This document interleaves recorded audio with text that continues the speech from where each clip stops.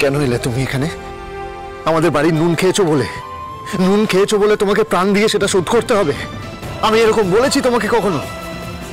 আমি আপনাকে বাঁচাতে আসবো না? না, আসবে না। আমি নিজেকে নিজে বাঁচাতে পারি।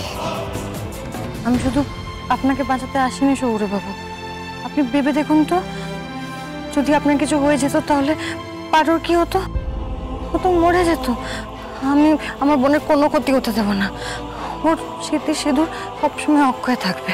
সে আপনি যতই বলুন আমার বোনের জন্য আমার মিথ্যে দরদ, আমি আমার বোনের ভালোবাসাকে শেষ করে দিতে চাইছি। আমি জানি আমার বুকে কার জন্য কতটা ভালোবাসা আছে। বাবু, আজকে রাতটা আপনি মামার বাড়িতে ফিরে চলুন।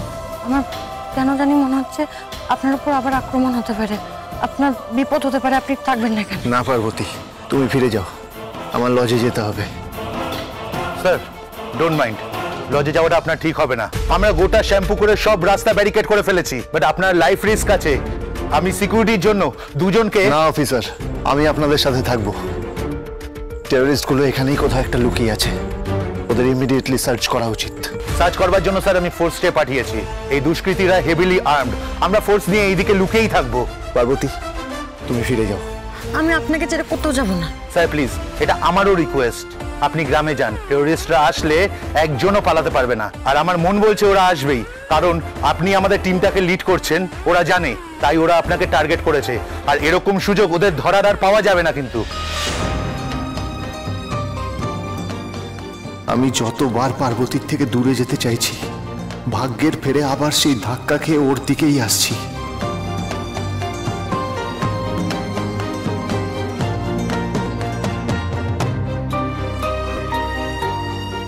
Thank you. কিসের জন্য? এই যে আপনি আবার ফিরে এসেছেন তার জন্য থ্যাংক ইউ। থ্যাঙ্কস।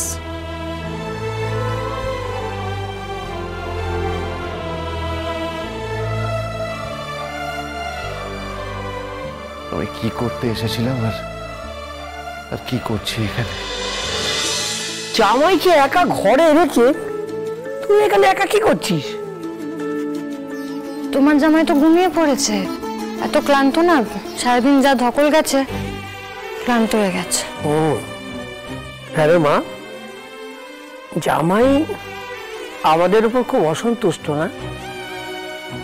না আসলে ও একটা কাজে এসেছিল তো, আমরাই আনন্দের চোটে হয়তো একটু বেশি বাড়াবাড়ি করে ফেলেছি।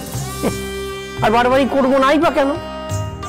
একমাত্র জামাই বলে কথা, এতদিন পর বাড়িতে এলো, আবার কবে আসবে তার ঠিকই নেই। তাই একটু তো তাকে খাতির যত্ন করতেই হয় নাকি?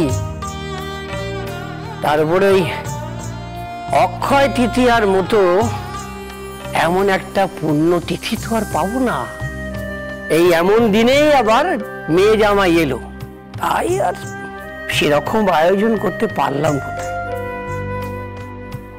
মামা, তুমি তোমার সাধ্য মতো যেটুকু করেছো সেটাই অনেক।